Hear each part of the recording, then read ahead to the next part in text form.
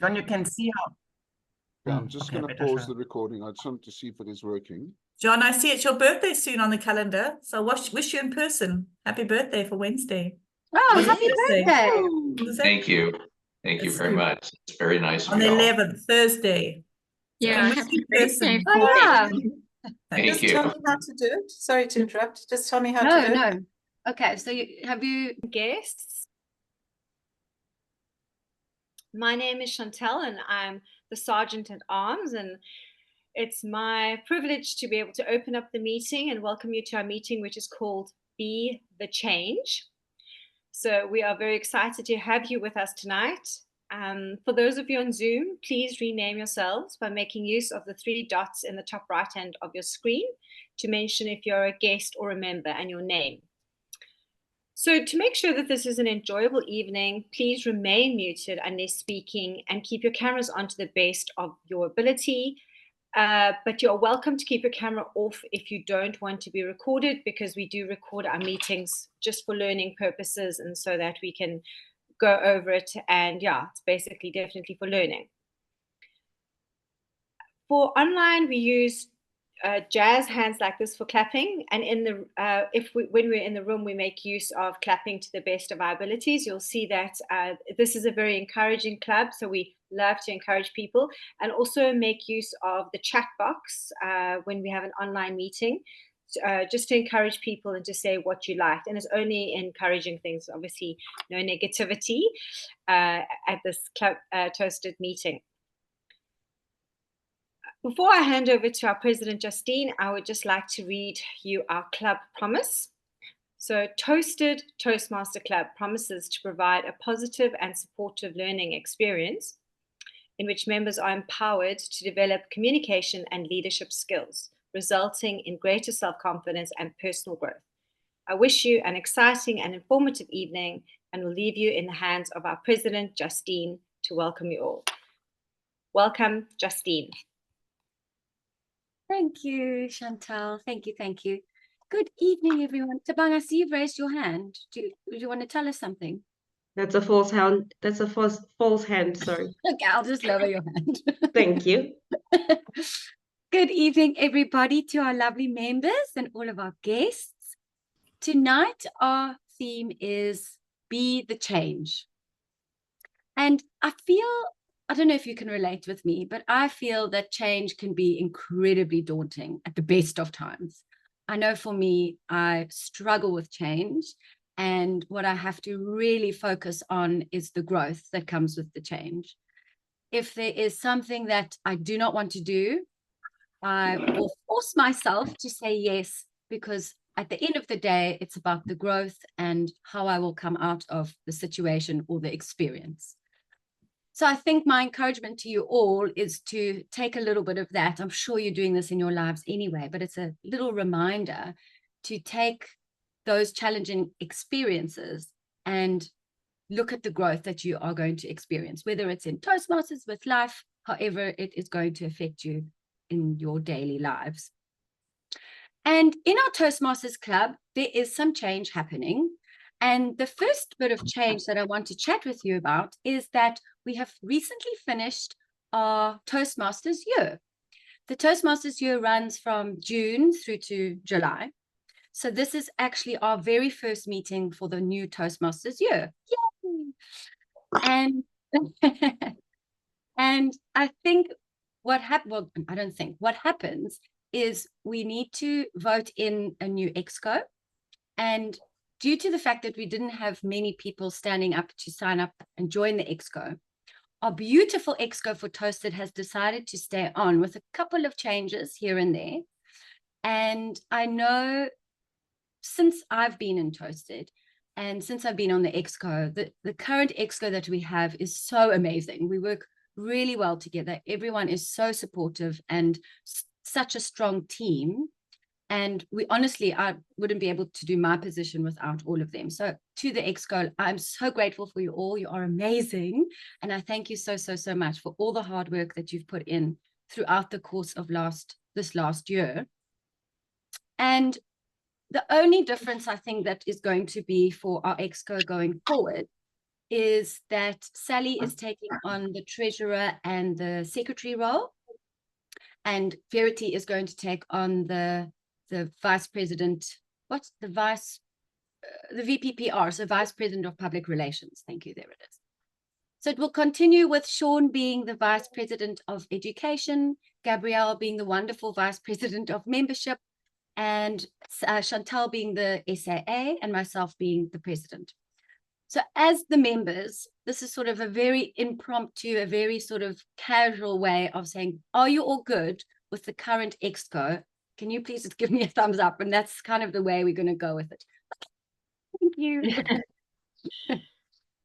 And then I just want to ask all my current exco members and Sally, who's changing a little bit of her roles.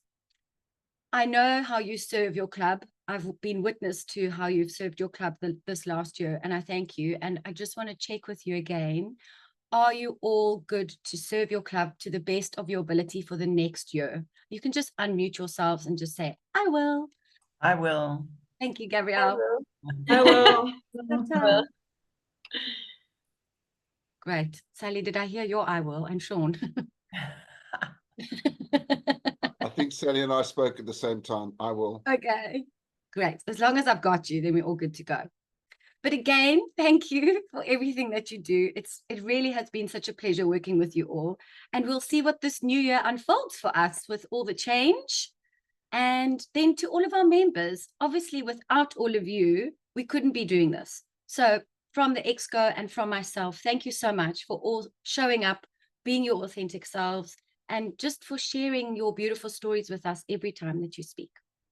So here's to our theme tonight, Be the Change. And I look forward to hearing all the speeches that are coming tonight and all the table topics that are coming tonight and all the learning that comes with being in Toastmasters. So without further ado, I would like to welcome our wonderful guests. I see we have got a couple of guests online. Claudio, I know we have already sort of touched base with you, but if you wouldn't mind, please turning your camera on and just telling us what has brought you to Toastmasters this evening. Take it, you can see me now? Yeah, we can see you Yes. and we can hear you. So I've been hoping to attend previously. I've been involved in different activities. It's almost when you put, I'm sure you can relate, when you put your hand up for one thing in the committee, then put up another, and then sometimes just overwhelm. I was the chairman for Coaches and Mentors of South Africa for Western Cape, and then Professional Speakers Cape chapter. So they kept me quite busy. And I actually came through to Cullinan the one night, and I think I looked at a very old website, and they said, no, they're not here on this evening anymore. And so anyway, but I would like to continue bringing who I am, and projection is always work I need to do. And when I think I'm good, I see a recording of myself and I think, oh, I still have work to do. And so that's why it's a draw for me to be involved and continue doing the work.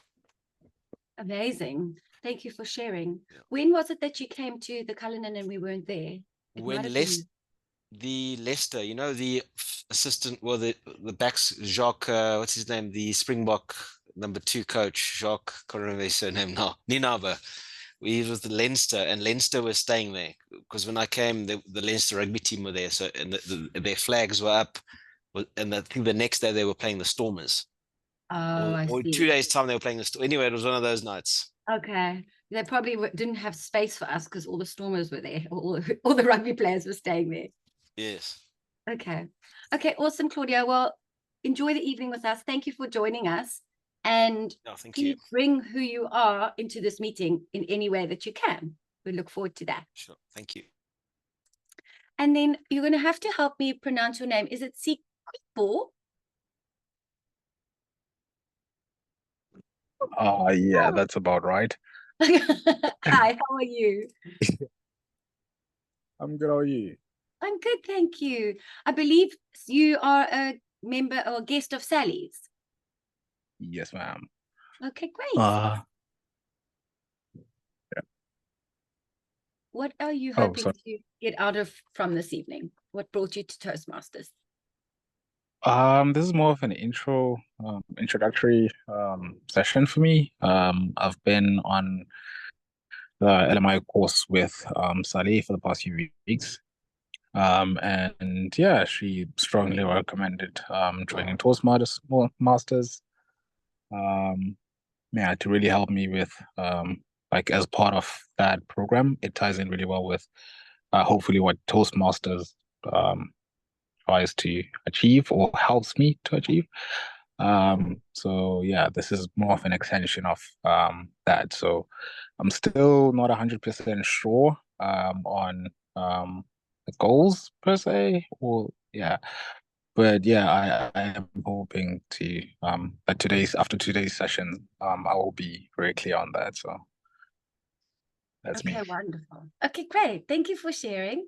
And I hope you enjoy the evening with us, and you can let us know your thoughts at the end of the meeting. And then I see Isha, you back as a guest. Welcome back. How are you? Good, thanks, Justine. Hope you well. Good, thank you. How are you? Yeah, good. Just freezing, but otherwise good. Okay, great. Would you like to share with everyone? I know you've shared with us previously. Would you like to share with us what has brought you back to ToastEd? Because you've visited a couple of times now. Correct. Yeah, so I think the visiting it's more still along the theme of working on career progression and that sort of thing, just honing those communication skills. So yeah, I thought let me visit again. Yeah. Okay, amazing. Well, thank you for being with us again. It's great to have you. Thank And you. then, hello, Charlotte. I see you have joined us. Would you like to let us know where you're from? Charlotte's my guest. I don't think she's got a mic Oh. though, but I'll just give you a history because she could hear me. She's my Okay. neighbor, and she used to be a Toastmaster champion way back in the years. Oh, wow. And she's in her 80s and a big influence of why I'm at Toastmasters today. So I'll welcome Charlotte because I don't think she's got a microphone, but I've invited her tonight because it's such a varied meeting. And I wanted to show her how we do it in the modern world. But hi, Amazing. Charlotte, if you're listening, and I'll WhatsApp you now. Bye. Okay, great. Charlotte, welcome, welcome, welcome. It's lovely to have you, and I hope you have a beautiful evening with us. And then last but not least, we have to welcome our wonderful John, all the way from America, visiting us again. John was a member for quite a few years, and he is now an ex-member visiting. John, how are you? I'm good. Thank you for welcoming me back. Yeah, we wish we saw you a bit more often, but that's okay. We'll take what we can get. Is he frozen? Okay. Hopefully John will come back to us. Okay, then Gabrielle, I'm going to give you the pleasure of inducting our newest member, Winston. Winston, good evening and good evening all members. We are very happy to have Winston in our midst now, and he has been a member of a Johannesburg club before, but nevertheless we would like to induct him tonight. And I give you a little CV about Winston, who was born in Bradford in England, but he spent his childhood in Jamaica. There must be a lot of song in his blood. An exciting career opportunity brought him to South Africa, and 20 years later, he is still here, deeply passionate about living in Cape Town, which he calls now proudly his home. He is currently transitioning from the corporate employment to self-employment in property management for the second time. His profession has always placed him in front of customers, making it essential for him to master the art of public speaking. My interests, he says, include living a healthy lifestyle through hiking, cycling, walking, and healthy eating. I'm also passionate about photography, community activism, and environment sustainability. Welcome, Winston. And as you have done this whole membership story once before, I keep it short and sweet. And we will first, I will read to you something, the promise, and then you only have to say yes. In the membership Toastmaster is a privilege. And the only way to gain the benefits of the program is to actively participate. Do you, Winston, promise to be an active member of this club, to attend meetings regularly, and to prepare fully for your duties? Then please say yes. Yes. Almost like a marriage actor. And then to you, the members of ToastEd, will you promise to support Winston as he works through the Toastmasters program, to provide him with positive, helpful evaluations, to make his membership a rewarding and fulfilling experience in his quest for self-development? If so, please unmute yourself and say yes. Yes. Yes. Yes. And it is Yes. custom for a standing ovation. Try your best. Thank you. And herewith, we are so lucky and happy to have you in our midst, Winston. Thank you very much. Thank you, Gabrielle. Thank you, Gabrielle, and welcome to Winston. I would like to now raise our glasses. Everyone, please unmute yourselves, get yourself a quick sticks drink, and we raise our glasses to South Africa and all her speakers. To South Africa, South Africa. Africa and all its All speakers. speakers. All for speakers. Sorry, John, I think we lost you a little bit. But welcome. It's lovely to have you. Thank you. Thank you for having me. Anytime, you're always welcome. I just want to, before I hand over to our lovely Libby, who is our Toastmaster of the evening, I just would like to wish you all the very, very best of luck for your speeches tonight, if you are speaking, and all the best to our role players. You are all amazing, and I'm sure you're going to do an outstanding job. So thank you very much. I now have the pleasure of welcoming Libby. Welcome, Libby. Good evening, fellow Toastmasters, members and visitors. It's so wonderful to see you all here this evening. It's my absolute honor to be your Toastmaster tonight. And it is because of the lovely Michaela a couple of weeks ago that I thought it's about time that I took on this role. And it was also our lovely theme, because be the change is something that I am passionate about in the work that I do and the life that I lead. And I can see our lovely Claire smiling there, because I know that this is one of her topics as well.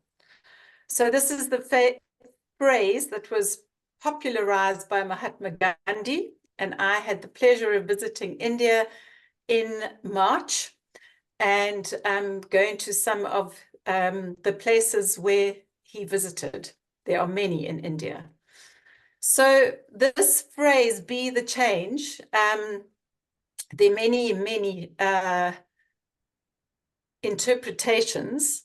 And the one that resonates most with me is about living our personal responsibility with authenticity.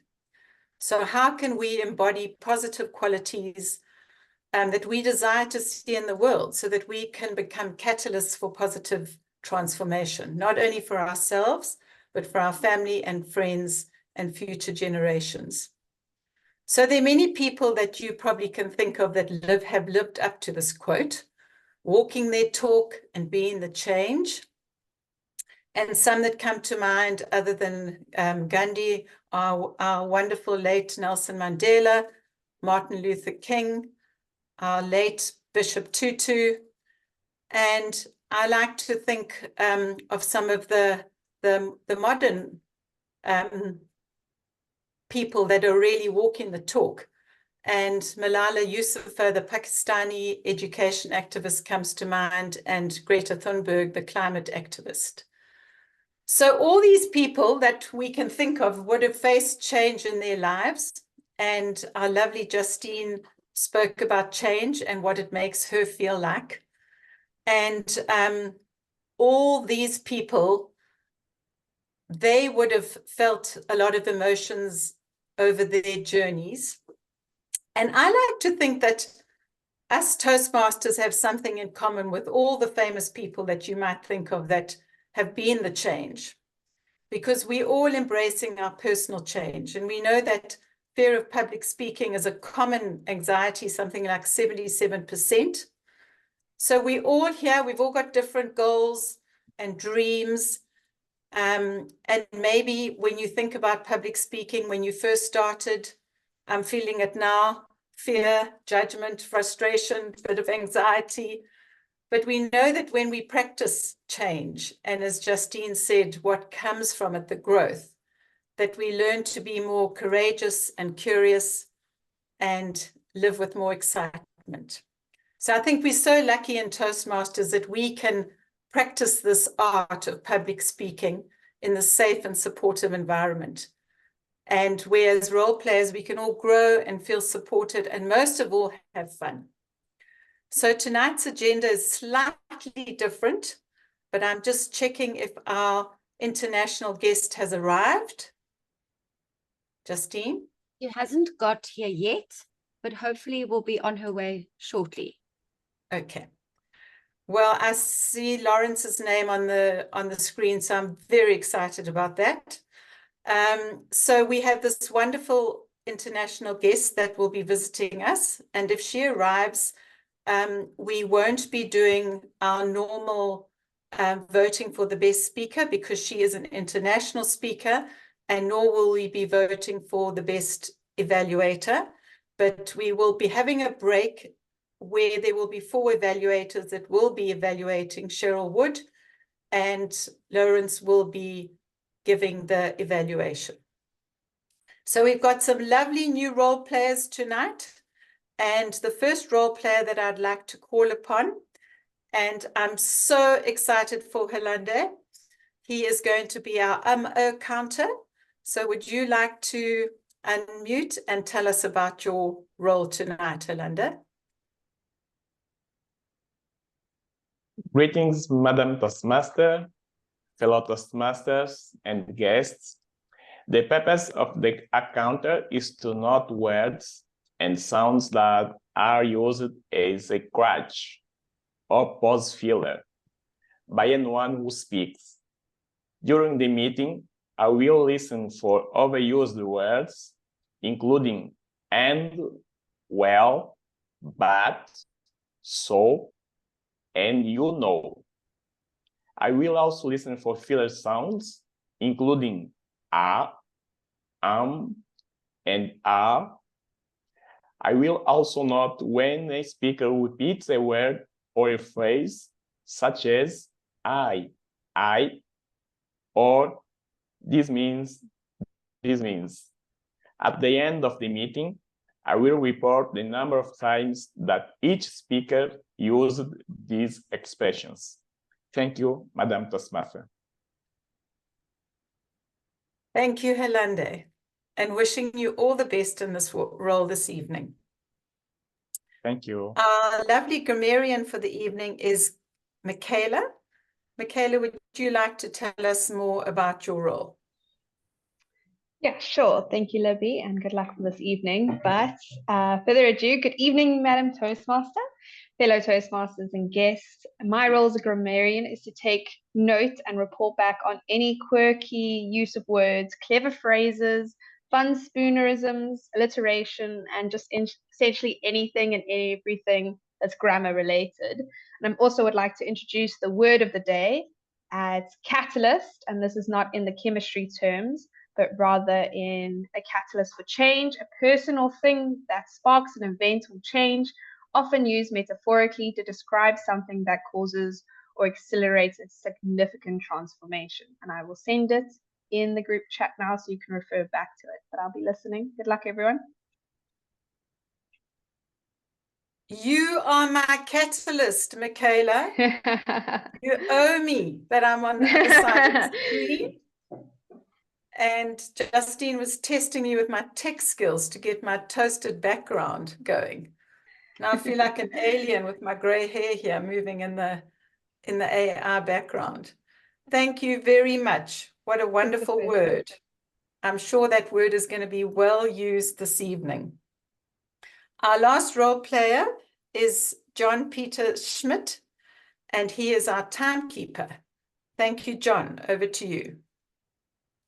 Thank you, Libby. Greetings, Mr. and Madam Toastmaster, fellow Toastmasters and guests. As timekeeper, I will be timing the table topic speakers, formal speeches, and the evaluators. I'll also alert each speaker of the time they've left using a green background as such at a certain time interval, and then a yellow and a red one. So be on the lookout for those. I believe in the first half, we're starting with speeches. Those are timed at 5 to 7 minutes, and at a 5 minute, I'll be raising the red card. The green card. At 6 minutes, the yellow, and at 7, the red. Thank you very much. Thank you, John. Am I correct that this is your first role that you're playing at Toastmasters? Yes. Well, lots of wavy hands for John. That is fantastic. Thank you. We look forward to you taking on many more roles. So, ladies and gentlemen, it is now my privilege and honor to introduce you to our first evaluator, Alex Jenser. I hope I'm pronouncing your name correctly. And he is going to introduce our first speaker tonight, who is Winston Beckford. Over to you, Alex, to tell us about the speech.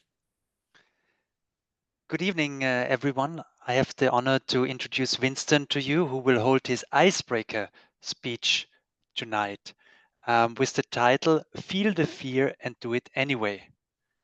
I ask you as the audience to be the catalyst for a nicely delivered first icebreaker speech, and give all the support and lots of hands for Winston. Thank you. Thank you, Alex. So without further ado, I would like to introduce Winston Beckford. Feel the fear and do it anyway. Feel the fear and do it anyway. Winston Beckford. Thank you. Thank you, Madam Toastmasters. Good evening, fellow Toastmasters and guests. So the title for my speech here is Feel the Fear and Do It Anyway. This is the title of a book written by Susan Jeffers. Has anyone in the audience read this book? Oh, well done, Claire. Good taste. So this is a book that I read as a teenager, and it really resonated with me. And I believe it's a catalyst for the way that I live my life today, because it's my motto in my life. So by way of introduction about me, as you know, my name is Winston Beckford. I was born in the north of England, in a town called Bradford, but I don't remember it at all, because as a kid, my parents sent myself and my siblings to live in Jamaica and be raised by our grandparents. So I grew up in a quite remote part of Jamaica, no mod cons, anything like that. And I only came back to England at the age of 10 when my parents brought us back to England. And from there, I was raised in the town of Wembley. You might know it because that's where, the large soccer stadium is. So I was born in Wembley. And as kids, we weren't, really, we were kind of, my parents weren't very strict. They allowed us to make our own decisions. So at the age of 16 years old, typically that is the point where you would go on and, study A-levels or decide to go and study A-levels. But I decided, maybe through lack of career guidance, that, I'm going to go on and start working. So at 16, I applied for an apprenticeship I secured a position at Heathrow Airport, and I don't know how I ended up in it, but I found a position in air freight forwarding, basically booking cargo onto aircraft and sending it all over the world. So I stayed in that position for around 2 years before I realized that this isn't what I want to do. So in the spirit of feeling the fear and doing it anyway, I decided to make a career change and decided to go into full-time studies, and I took on a course in computer programming. So that was a 1-year course. After that, I landed my first job in information technology. I was working for the University of London in their computer center. But I think I have there's something about 2 years that it takes me to digest things. So after around 2 years, by this time I was around 20, I realized, this field that I'm in is quite limiting. And I could see that I couldn't apply for certain positions because I didn't have the qualifications. So I decided that I'm going to, again, take the risk, leave a fairly well-paid job for a 20-year-old, who's, got his own car, is quite happy. I decided to, feel the fear and, go into full-time education once again. And then at that point, I decided to take on university. I went to university in the west of England, in the town of Bristol, for a 4-year degree. So upon graduation, obviously I need to find a job. And I think that is where I encountered, my first experience with public speaking. So now I'm looking for a job, and I was fortunate enough to be shortlisted by an audit firm, one of the large audit firms. And, part of the process was an evaluation, and I needed to make a presentation to a panel. So I researched what I thought was an interesting topic and prepared for the interview. But boy, did I mess it up. All that preparation didn't help me at all. So, that was my first encounter with public speaking. Nevertheless, I did manage to secure a job after that with a different company in the IT industry. And I guess I was fortunate in that the field I was in, it allowed me to be able to, travel around the world. So at that point, many of my colleagues and friends were traveling, and I managed to secure a job in Malaysia. I'd never been there before, but, due to my adventurous spirit, I decided to feel the fear and do it anyway, and take this position in Malaysia. I stayed there worked there for 2 years, was fortunate enough to see some countries in that region. But then it was time for me to move on. That's where I decided where to next.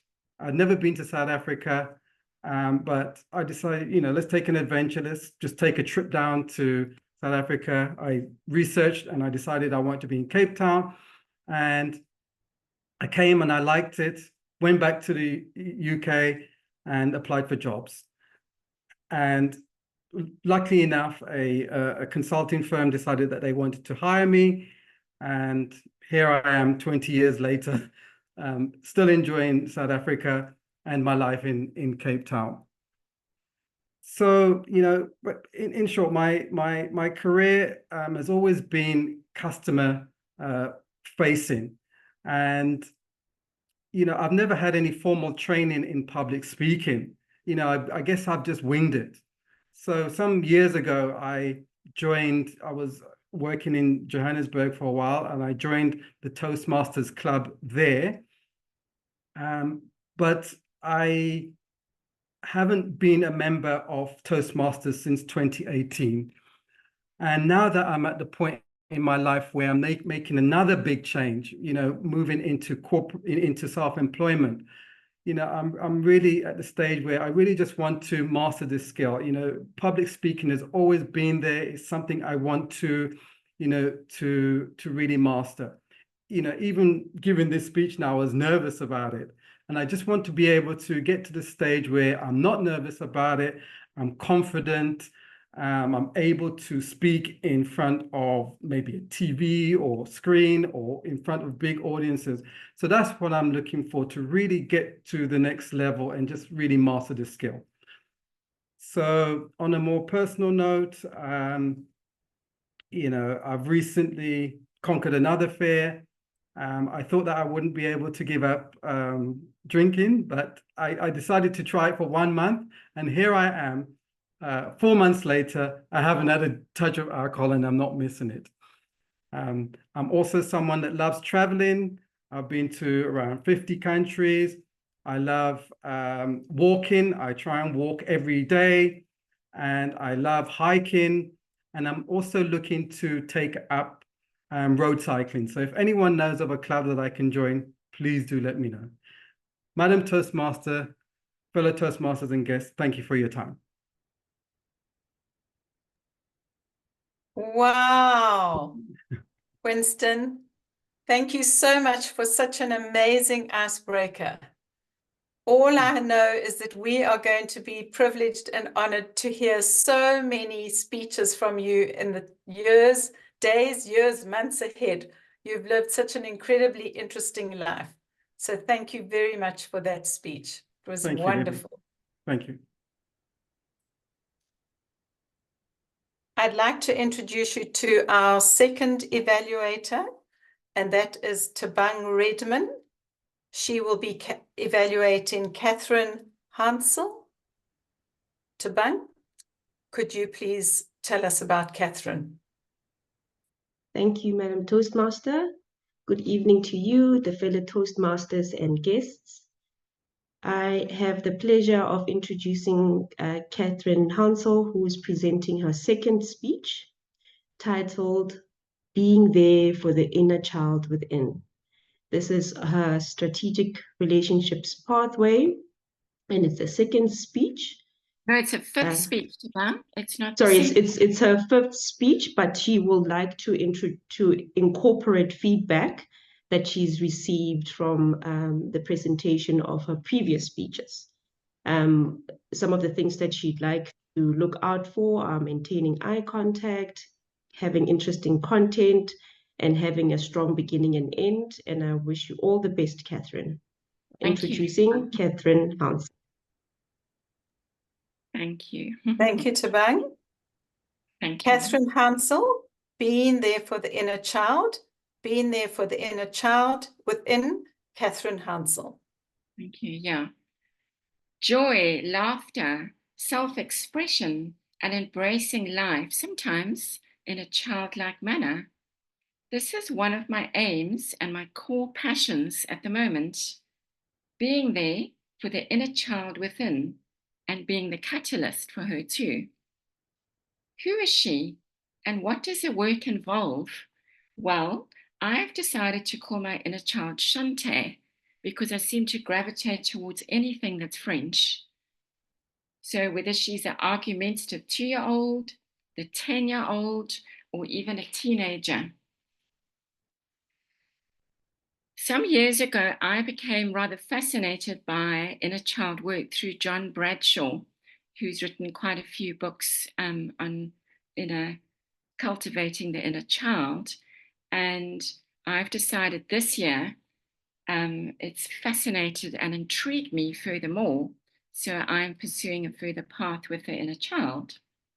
So we are so fortunate in this 20th century we can have Zoom therapy or in-person therapy.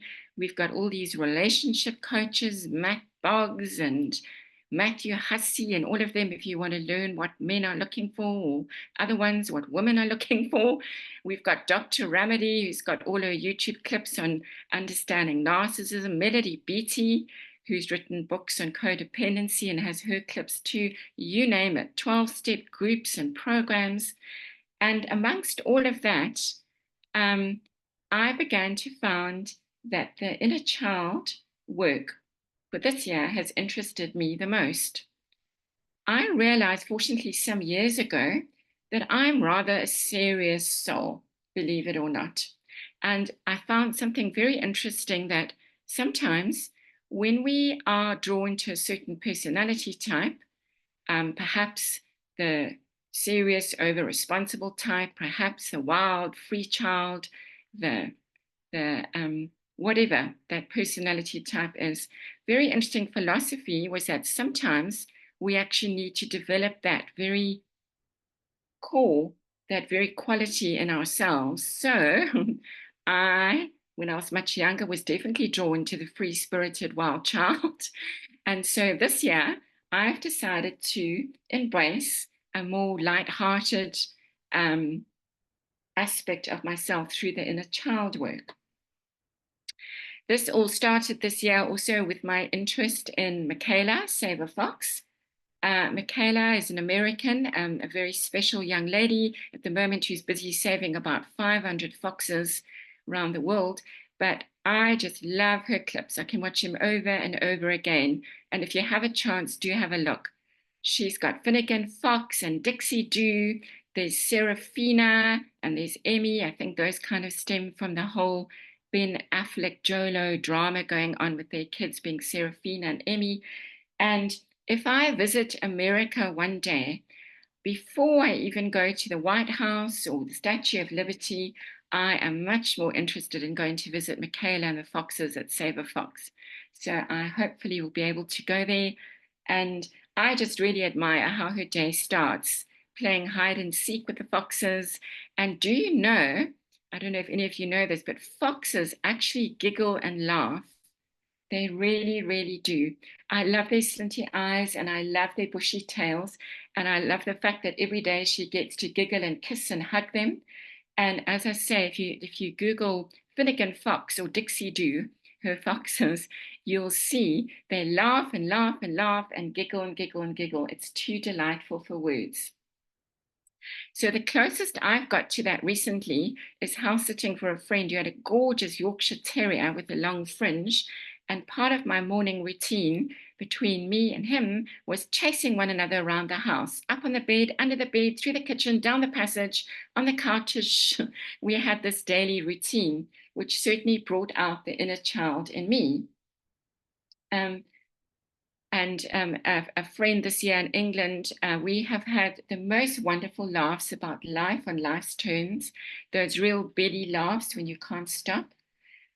Part of my inner child hobbies are I enjoy collecting marbles, and I am, as I say to you, I'm absolutely fox mad at the moment. I hope one day to even own a fox or two. I might have to immigrate to England for that.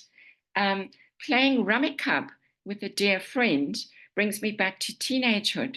And wow, if there's any game that sharpens a mind around strategy or brain power, that game does it. I also enjoy teaching my another good friend's 6-year-old card tricks and playing card games with her. I take my inner child for ice creams and all of that, yeah. I think something that I feel so passionately about this year, and I'm busy in the process of doing it, is writing a course on happiness for anyone actually, either if they want personal development or people that are feeling quite frazzled and burnt out from the corporate world. And within that, my aim is to focus on also the codependency that one gets into and also nurturing that inner child within. And I think the beauty of the inner child work is tuning into that playful, fun, light side of us, which perhaps many of us have lost through the daily grind and chores of life, the rat race, or in many circumstances, perhaps many of us lost a childhood through a dysfunctional upbringing. Perhaps a family member had an addiction and therefore the child was forced to play an overly responsible role. Perhaps a father or a mother died at a very young age and a person had to take care of older brothers and sisters. Perhaps family members, as I said, had addictions, or the parents themselves came from very difficult backgrounds, so their way of parenting wasn't sort of complete, whatever it is, at any age we can tune into that 2-year-old or that 10-year-old or that teenager, as I'm doing as well. And one of the exercises that I look forward to including on the happiness workshop is a birthday party, a children's birthday party, where people come with their children's birthday hats and those whistleblower streamers with playing presents for pass the parcel, and of course also bringing their favorite snack or dish that they either enjoyed as a child or perhaps they weren't allowed to have enough of as a child, or perhaps they envied that particular snack or dish that other children have. I know in my case, my mother used to make cornflakes with cocoa and butter and roast them, and that was just my favorite children's treat. So I certainly would be bringing that to the children's birthday party. So yes, and what I can say is what an exciting journey indeed this is, embracing my inner child, Shantae, in me. Madam Toastmaster, fellow Toastmasters, members and guests, thank you. Catherine, thank you for taking us on such a colourful, playful journey. Such a wonderful reminder to all of us adults that we must never lose the child within us. I think everything that you spoke about tweaked something in all of us. I live on a farm. We don't have foxes, but we do have jackal that come close to our fence at night and howl, and then the dogs get very excited. Yeah, So if you don't get to England, you can come and visit the jackal on the farm.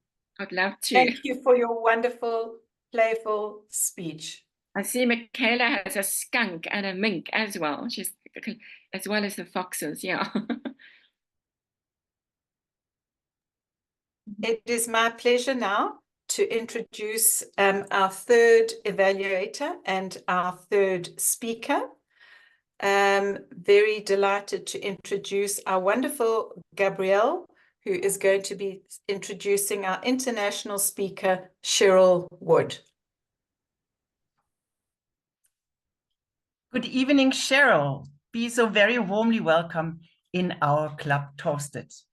And I would like to introduce you to our club as well in such a manner that I tell them all that you are the member of the Crofton Professional Toastmasters Club in the USA. You are a semi-finalist for the International Toastmasters Speech Competition, where you will compete next month in Anaheim, California. And allow me, Cheryl, to introduce to you as well the evaluators for this evening. We decided that you would have 4 to get the most out of us, and that will be Libby, who is the Toastmaster of the evening. It will be Lawrence Böll, who himself has been an evaluator who went into, he was the winner of the evaluation contest. And it will be Sean, and it will be myself. We have as well the question from, or the plea from Cheryl for the whole club. Would please all the members look out for the following. She would like to have feedback whether her speech is clearly understood and makes the same connection with an international audience as it does in the USA. Are there any words or expressions Cheryl uses in the speech that are unfamiliar to an international audience? Any recommendations for improving the speech in preparation for the competition are most welcome. And after the speech, Justine will put a questionnaire or a Google form into the box, and then you can send what you thought about the speech and to answer those questions personally there. And then they will be shared with Cheryl. So much said. Thank you very much for being with us this evening. Back to our Toastmaster, Libby. Thank you, Gabrielle. Cheryl Wood, put down the heavy bricks. Put down the heavy bricks, Cheryl Wood.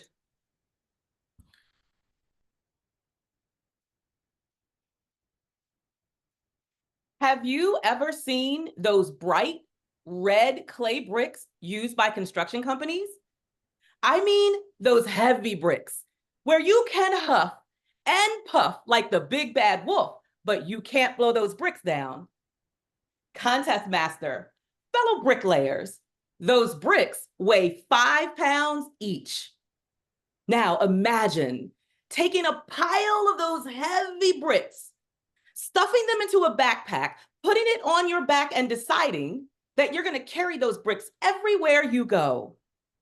1 year passes, 2 years, 3 years, and you realize that you are exhausted. And then it occurs to you, the same way you decided to carry those heavy bricks, you can now make a new decision to take the backpack off your back and put down your heavy bricks. And when you do, instantly, there's a new pep in your step. You feel more energized. It's as if the weight of the world has been lifted off your shoulders because you've removed unnecessary pain and discomfort. Now, I'm going to assume that no one here and no one online is walking around carrying a backpack filled with literal heavy bricks. And if you are, we should probably have a chat. But can we be honest and admit that many of us do walk around carrying emotional heavy bricks? Bricks of frustration, disappointment, sadness, hurt, and even anger. I started carrying my own backpack of emotional heavy bricks when I was just 9 years old. And I realized that my father wasn't like the other fathers. My father was an absentee father. One day we'd be at home and I'd be gazing up into his bright, beautiful eyes in sheer adoration of him. But I would wake up the next morning and my father was gone. Sometimes I wouldn't see him for an entire year, sometimes even longer. And I would ask my mom, "Mommy, where's Daddy?" But I would never get a response. So I picked up the emotional heavy brick of disappointment. And as I got older and entered my teenage years, I picked up the emotional heavy brick of anger, because now I was listening to my friends raving about their amazing relationships with their dads and how much fun they had. And I wanted that. I craved having a father who wanted to be present in my life. But my father was too consumed with his addiction to alcohol rather than his commitment to fatherhood. So I held on to my brick of anger and I carried it with me everywhere that I went. And when I became an adult, I just picked up the brick of resentment. Until June 15th, 2000, when I got a phone call that changed everything. "Cheryl, sweetie, this is Aunt Linda. Your father's been in a horrible car accident. They don't think he's gonna live. You need to get to the hospital right now." I felt like I was gasping for air, like someone had knocked the wind out of me when I got that call. I will never forget stepping into that cold, sterile ICU room, seeing my father's lifeless body lying there, connected to machines, keeping him alive. In that moment, with my father's life hanging in the balance, I knew that it was meaningless for me to walk around carrying my emotional heavy bricks. I knew that it was time for me to put down my bricks and pick up the big F, forgiveness. I didn't know where to start, so I just sat on the edge of his hospital bed. I put my hand on top of his cold, clammy, lifeless hand. I bowed my head and I prayed, "Please, please let my father live. We're not done yet. We need more time." I prayed that prayer every day for 3 months. And eventually, my father did open his eyes. And he did make it out of that hospital. And I was grateful that I had put down my heavy bricks, because what I didn't know was that after he recovered, we would finally build the relationship I had craved my entire life. What I didn't know was that I would finally get to be a daddy girl. What I didn't know was that 9 years later, my father would unexpectedly die from a massive heart attack in his sleep at 59 years young. And I was grateful that I wouldn't have to walk around carrying the emotional heavy brick of regret. Fellow bricklayers, would you agree that, like it or not, life will sometimes throw emotional heavy bricks at all of us? Sometimes it'll feel like you're playing dodgeball, dodge brick. But you get to decide what you do with those bricks. Are you going to carry them around with you and let them crush you and rob you of your joy? Or will you put down your heavy bricks and pick up forgiveness, acceptance, healing, and build something new, a new relationship, a new beginning, a new you? So I only have one question for you. Are you ready to put down your heavy bricks? I'm going to assume that was a resounding yes, because I've got a dump truck parked out front waiting for you to put those bricks in on your way out. And then enjoy building your new beginning. Thank you.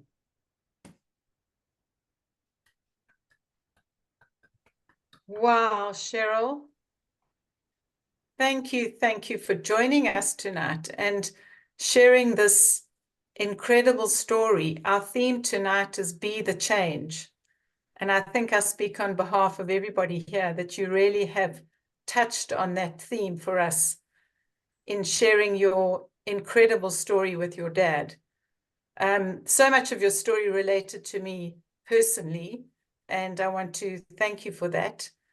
And there was just so much for us to learn, to appreciate your story, but to learn how to become a semi-finalist in Toastmasters, that is for sure. So I would just like to say thank you and to wish you well for the rest of the competition. There's so much that we learned in terms of how to really give a speech that engages the audience. Thank you very much, Cheryl.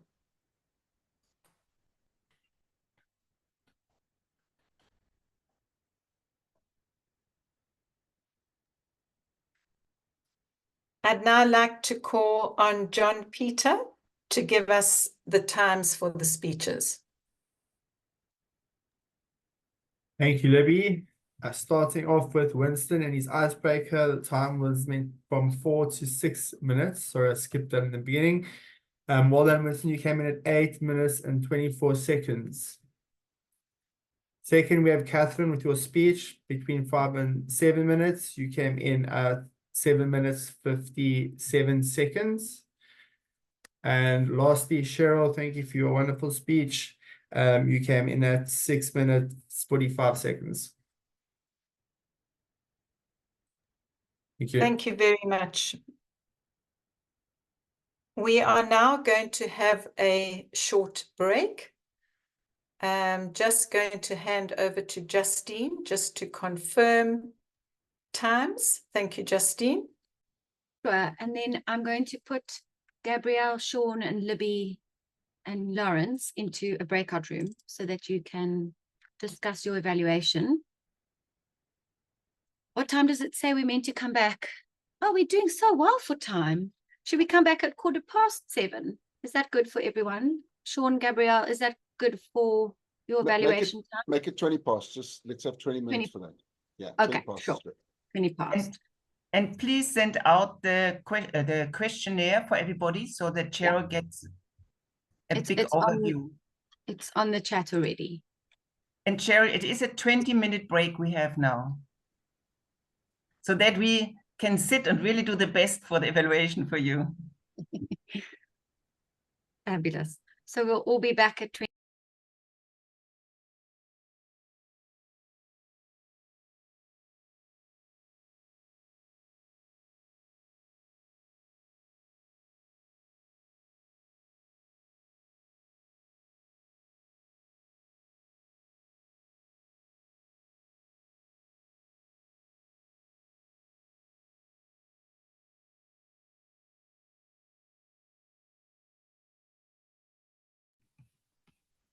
Right, I think we're ready to go. Sergeant at Arms.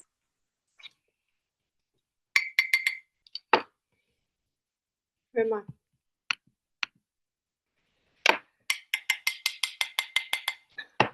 Welcome back, everybody, to our meeting. And without further ado, I'm going to be handing back to our Madam Toastmaster of the evening, Libby. Thank you, Chantal. I hope everybody had a nice little break and got some refreshments. What a wonderful 3 speeches that we had. And we are now going to have our wonderful Claire, who is going to be doing our table topics.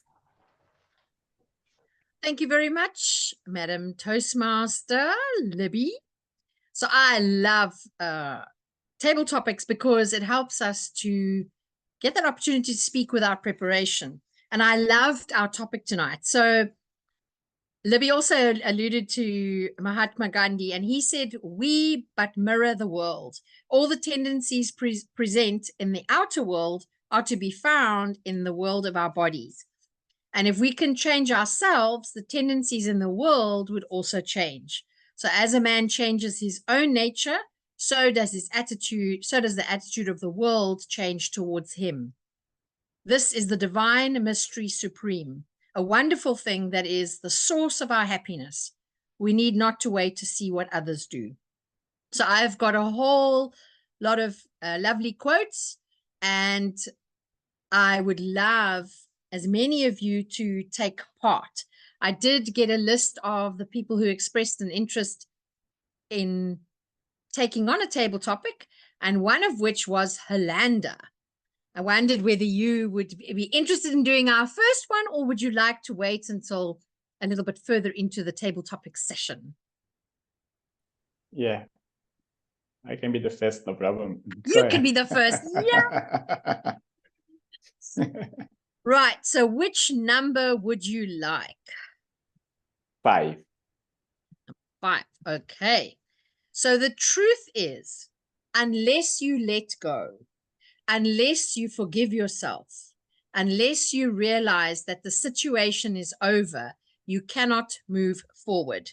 And I will put it in the chat.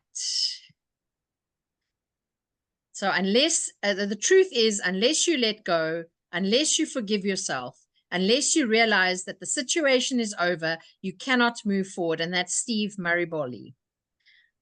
Over to you, Hollander.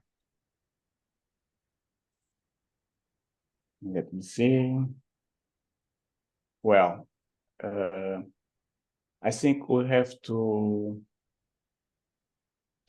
figure out the place where we are, the people who are around us, and realize if we can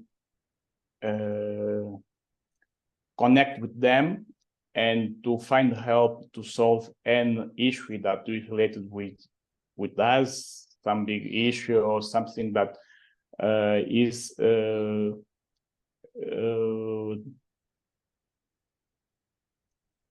something that we complain, something that is not good with our life or with our parents, with our family, with our friends.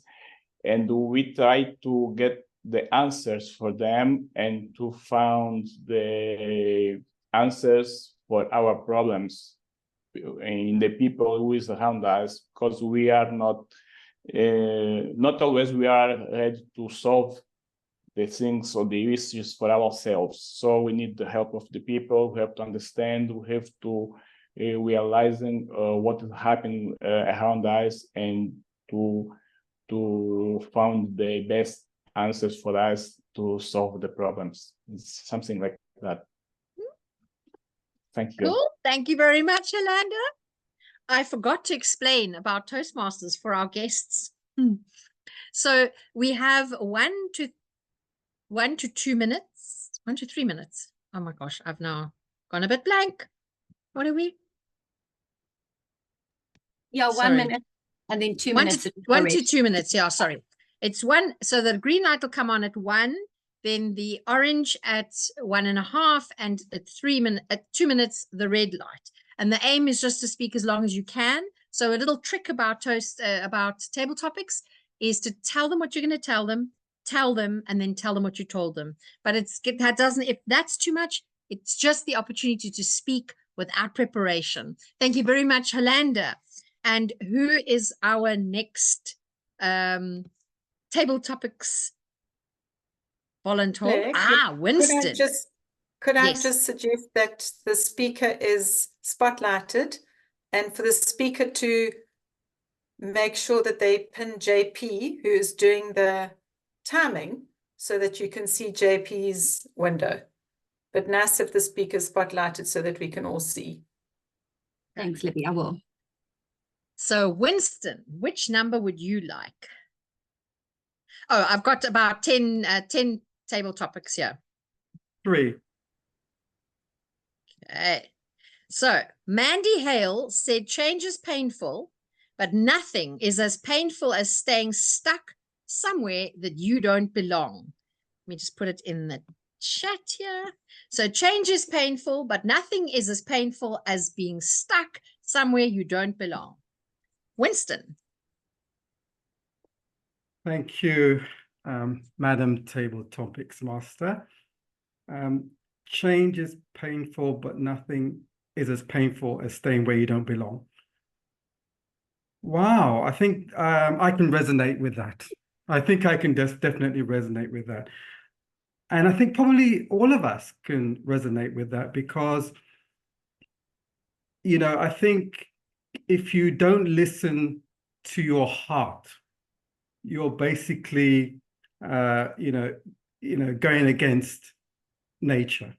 So in my experience, staying where I'm not meant to be is painful. So whenever I can, I'm not fearful of making the change.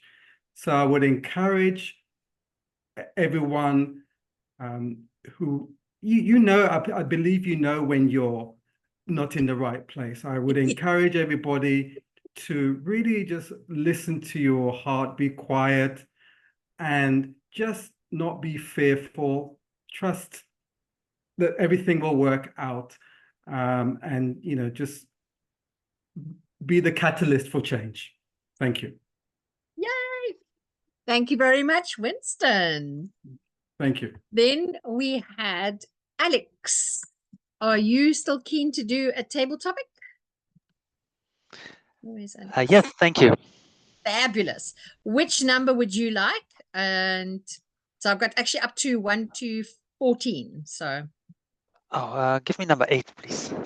number 8. Right. This is Steve Jobs' quote. The people who are crazy enough to think they can change the world are the ones who do. Let me just put it in the chat here. Oops. Oh, gosh. Clicked on something here now. Sorry. I'm just going to repeat that. Too many fingers and thumbs. Oh.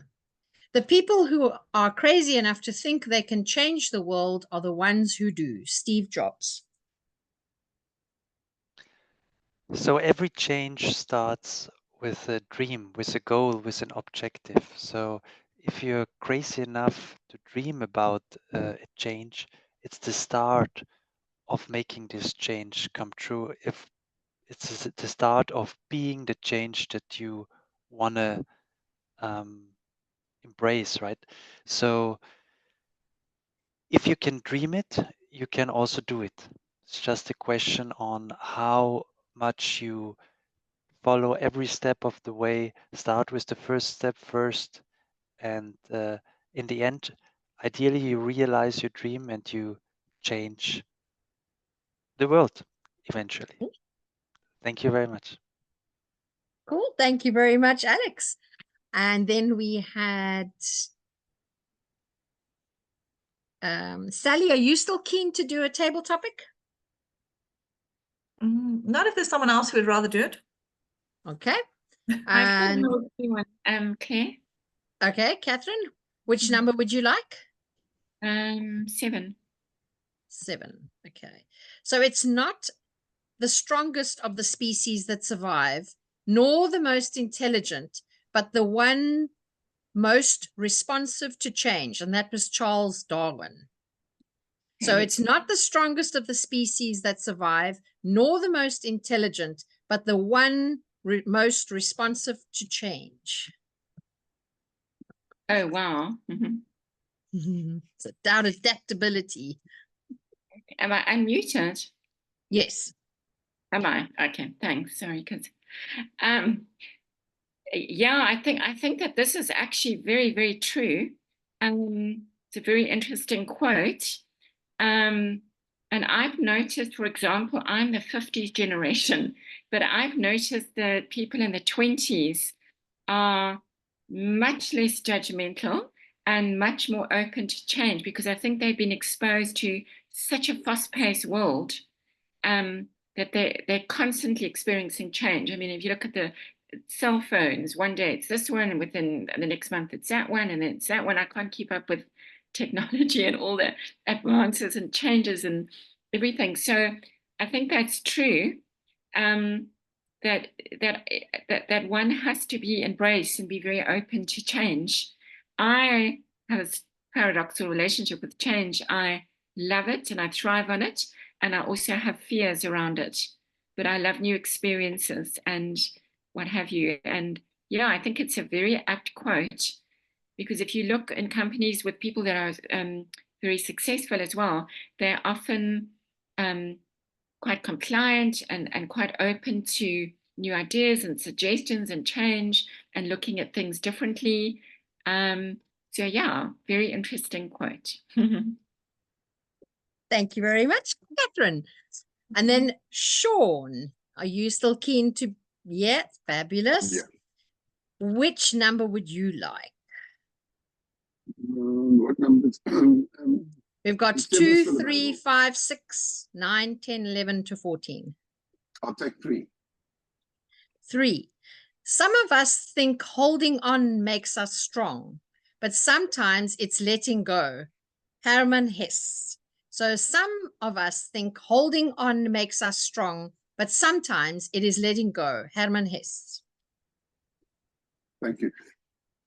So in my life, I stick with things far too long, and I do it because there's a sense of failure in letting go, that I held on to something because I believed that was the best choice, and when the choice doesn't work out the way I would have liked it to be, or I envisaged it to be, I then perpetuate sticking in that position because I tell myself that's the lot that the cards I've been dealt, and I've got to play that hand to the best of my ability and just keep persevering.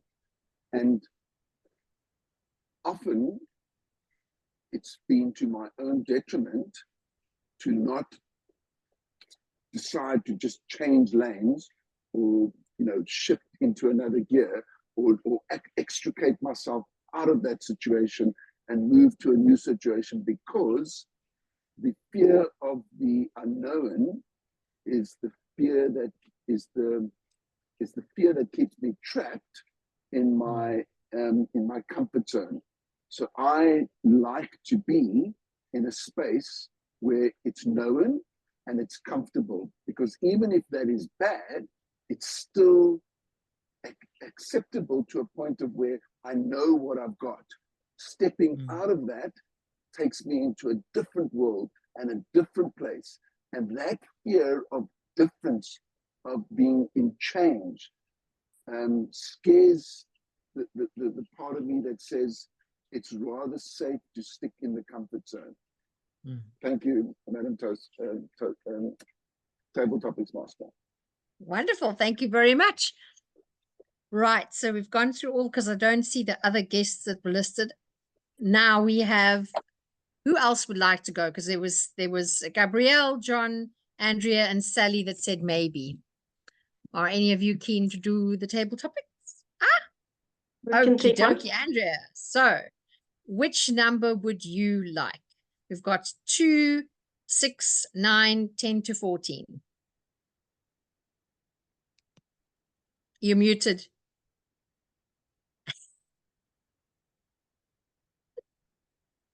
My apologies. I'll That's take number 10, please. Number 10.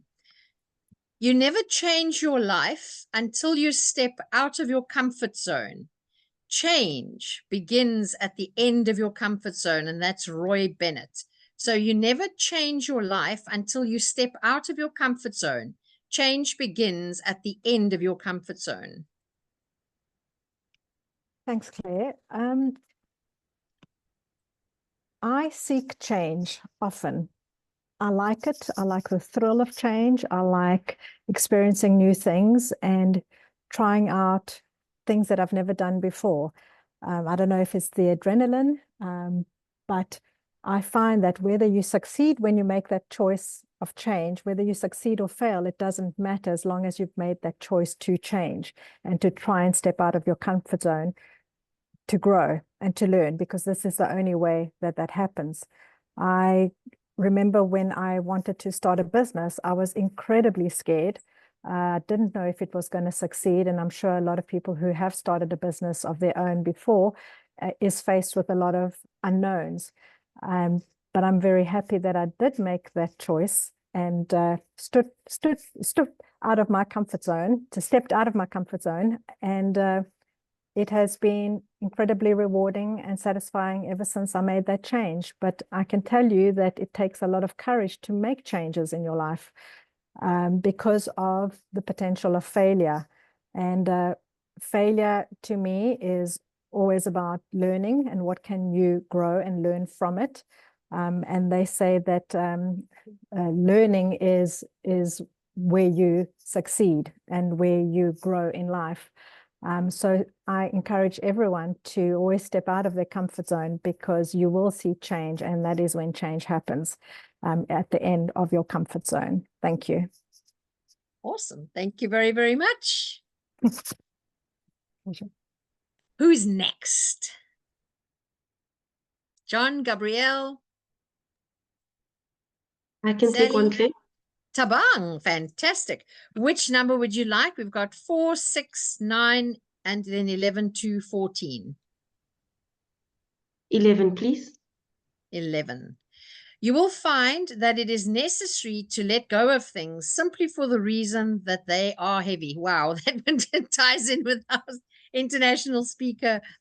You will find that it is necessary to let things go simply for the reason that they are heavy. And that's C. Joy Bell. Bricks. Who wants to carry bricks? Cheryl told us tonight, let go of those bricks and find freedom. So I really do believe that it is harder in practice to let go of the heavy load, because as some of our speakers have said tonight, like Sean, it is easier to stick with the devil that you know. Sometimes you want to hold on to that load simply because it's familiar and it's what you know. You are scared of the unknown. But as Eckhart Tolle says, sometimes the best thing is to look at the present. Don't look at the future and overthink and have anxiety about what would go wrong. Don't focus on the past and hang on what has previously gone wrong. Look at the present and say, am I okay in the moment? If you're okay in the moment, you can embrace that change, let go of the load, and move forward. Thank you. Wonderful. Thank you very much. Gabrielle, John, you ready?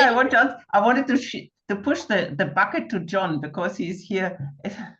John, will you please do? We'd love to hear you, John. I'll give it I'll give it a try. Yay!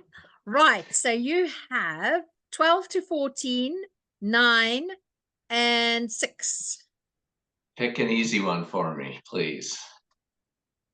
Ha! I know one. Okay. If you don't like something, change it. If you can't change it, change your attitude. Maya Angelou. If you don't like something, change it. If you can't change it, change your attitude. Maya Angelou. The quote is, if you can't change something, if you don't like something, change it. If you can't change it, change your attitude. Mm. This seems to me to have something to do with learning from your mistakes. For example, when I was a younger man, I was just terrible with women. Raise your hands, guys, if you've ever messed up with a woman. Am I the only one? I don't think so. I was self-centered. I didn't think about the person that I was dating, and I ended up just repeating that same mistake over and over again. Could I keep living like that? I could still be a dirty 60-year-old man living like that, but I decided to change my attitude, in part because I met a woman that I just could not do that to, and because she was a strong woman who called me on my BS. So the circumstances of my life were, it was hard for me to change things, but eventually I changed my attitude towards women and I guess towards myself. And I've lived happily ever after since then.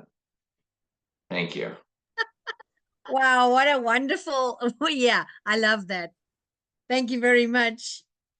We are out of time and I thank you very much. It's been entertaining as ever.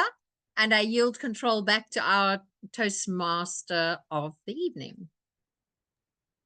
Thank you so much, Claire. You bring so much to this club and you never disappoint. Just love those quotes. I'm a quote junkie and they just all resonated with me and they just really brought our wonderful theme to the conversation and to all the table topics. And something that stuck out for me with so many of what the volunteer speakers had to say was that two words, we can be revolving or we can be evolving when it comes to change. And so important to think about what we are doing. So thank you very much, Claire, and thank you very much to all those that took part. I now hand over to John Peter, who's going to report on the table topic times. Thank you. Thank you, Libby. Wow, so many topics tonight and so many very well-placed times. Lana, starting with you, you finished at 1 minute 23. Well done. Winston, 1 minute 22 and 0.30. Well done. Alex, you were at 46 seconds. Catherine, 1 minute 23 seconds. Sean, just before the close of there, 1 minute 54. Well done. Andrea, you had 1 minute 34 seconds. Tabang at 1 minute 13 seconds.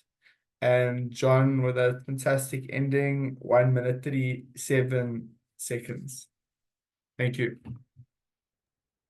Thank you, JP. Well done. I think we're going to see you taking lots of roles in the future.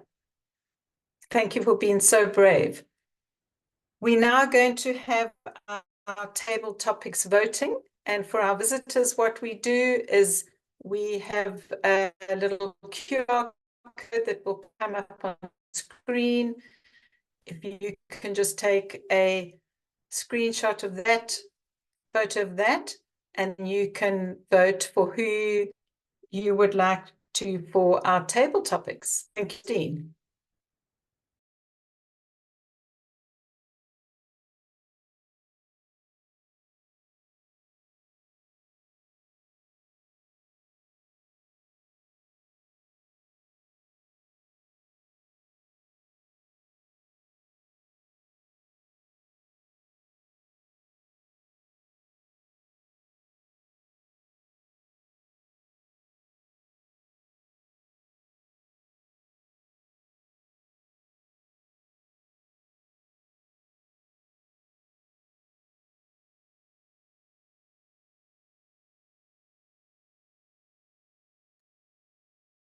Thank you very much. I hope everybody got to vote.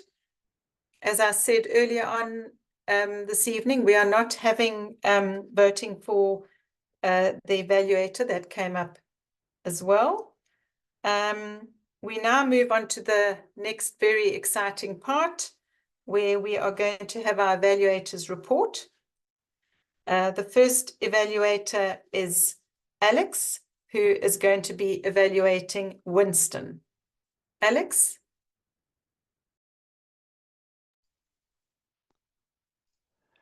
Thank you very much. Winston, you have given us a wonderful icebreaker speech tonight. You have shared with us how you faced your fears and challenges in your life and how you adapted to different changes and situations. You showed us how you seized opportunities that others might have missed or avoided. Where others might have taken a step back, you stepped forward and you truly lived by the motto, feel the fear and do it anyway. From England to Jamaica to Malaysia and finally to Cape Town, a remarkable journey. Your speech was very clear and well-paced. You organized your CV and story in a logical and coherent way. I personally would have been very curious to learn a bit more about your recent transition to self-employment and what motivated this major change. You seemed to relax and enjoy your speech as you went along, and the longer it went on, one could feel that you became more and more comfortable. I would love to see your charming smile already from the beginning of your speech, not only at the end. Thank you very much, Winston. Congratulations on your icebreaker, and I look forward to hearing many more exciting speeches from you in the near future. Thank you. Thanks so much, Alex. Well done, Alex. Mm. Thank you very much. Our next evaluator is Tabang, who is going to be evaluating Catherine. Thank you, Madam Toastmaster. I'd like to congratulate Catherine on her speech. I think she did an awesome job incorporating the feedback that she received in previous speeches. And just as somebody who's been at ToastEd for the last year, I think just the way Catherine delivers her speeches has improved greatly. It's such a pleasure to listen to you, Catherine. I think the whole idea of bringing picture to our minds as you're telling your story, you achieved that quite well, because you've made us picture Michaela and the foxes, and also just how you've improved on your eye contact. I think that you can work on that a little bit more, and not work on written notes and not depend on written notes as such, as they kind of distract you as you're finding your place. But other than that, I think you did an awesome job telling your story and making the story quite interesting with fun facts. Now we'll know that foxes actually giggle and laugh, something that I don't think many of us knew. And I think that you did an awesome job as well, just using the pace quite well. I would suggest that you use a few more pauses, a few more intentional pauses somewhere in your story, 1 or 2 places, so that we can sort of take in what you're sharing with us. But I think overall, you've done an awesome job incorporating previous feedback, and I think that was a lovely, lovely speech that you shared with us. Thank you so much. Well done, Catherine. Thank you very much, Tabang. Our final evaluation tonight is going to be done by Lawrence Bull. Lawrence will be evaluating our guest, Dr. Cheryl Wood, who is in the international competition. I hand over to Lawrence Bull.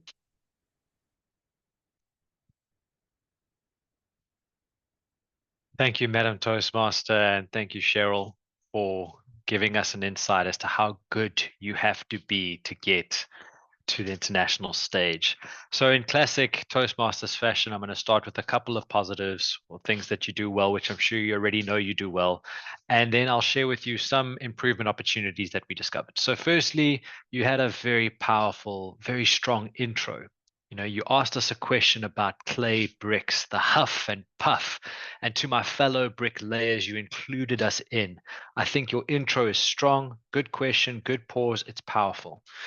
The next thing that I really liked is that your story was personal, relatable, you were vulnerable, and everyone who was doing the evaluation with me, the other 4 evaluators, we all could relate to your story. Some of us didn't have the absentee parent, but we had some feelings of regret or exhaustion, and you were able to bring that out of us. So I think your message is fantastic.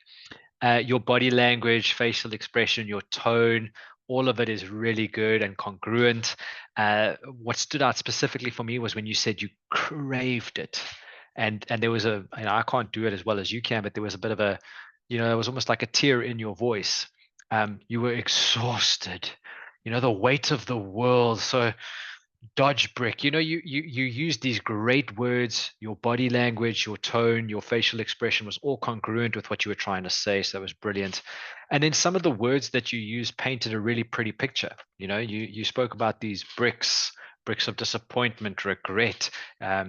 He was addicted to alcohol instead of committed to me, the pep in your step. So you use great words, great vocabulary. I was very happy.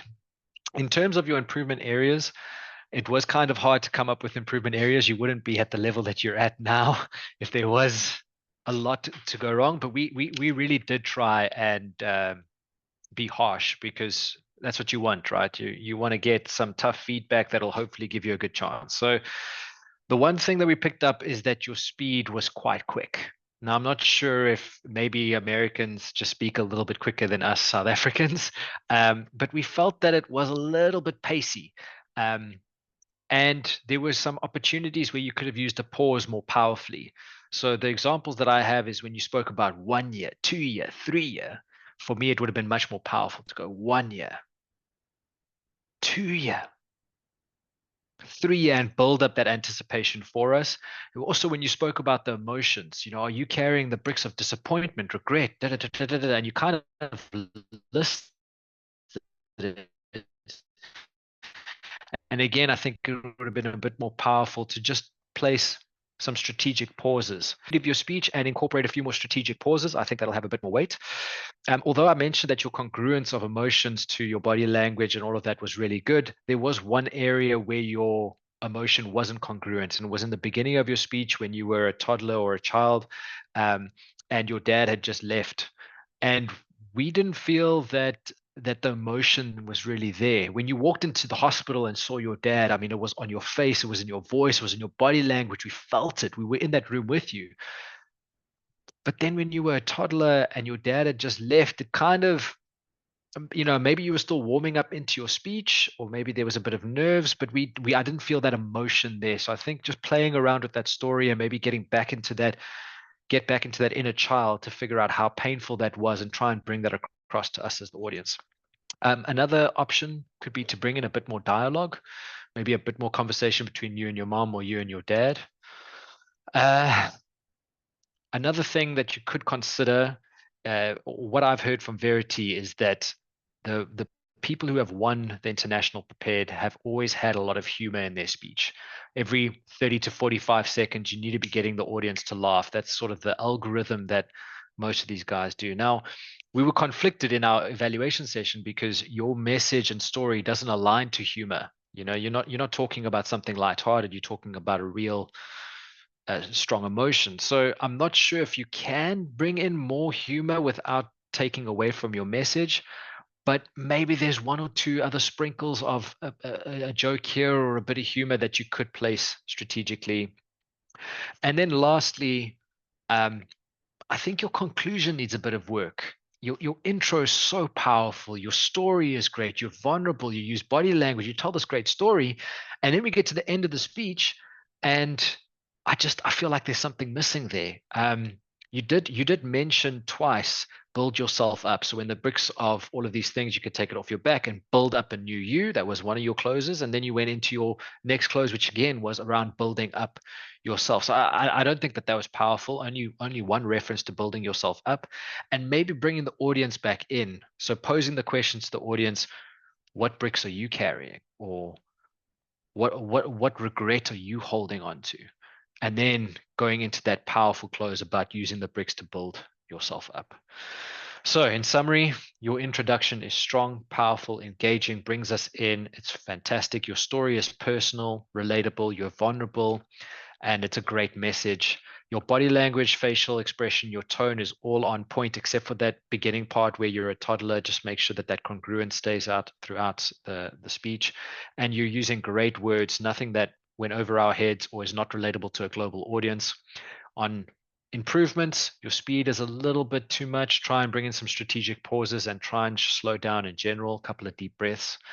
Try bring in a bit more dialogue or a bit more humor. Obviously, you don't want to lose the context of your message, but I think it could help. And then your conclusion, I think spend an afternoon just going through that conclusion and trying to bring us in as the audience a bit more, and then have a powerful close, because the rest of your speech is so powerful. I don't think that that your conclusion is meeting it there. I think this was quite harsh feedback. I do apologize, but I mean, you're going to go on an international stage and you're going to go and kill it. And if we could be a small step towards you getting that reward, I don't mind being the bad guy tonight.